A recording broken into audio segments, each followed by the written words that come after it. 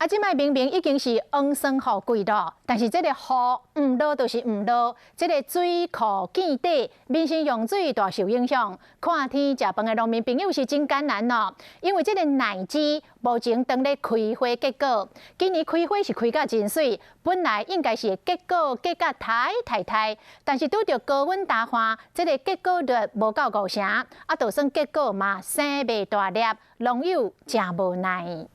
行入来之远，本来应该生甲点的果树，即马拢无生，因为全台湾拢欠水，无水通压这水果树，和靠天食饭，这农友真怨叹。伊的那个果肉包出来，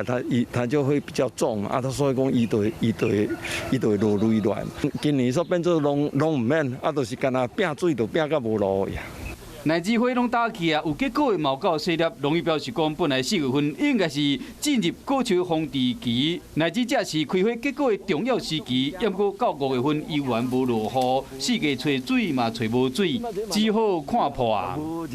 看天食饭的奶枝吼，你如果嘛无做灌溉设施的，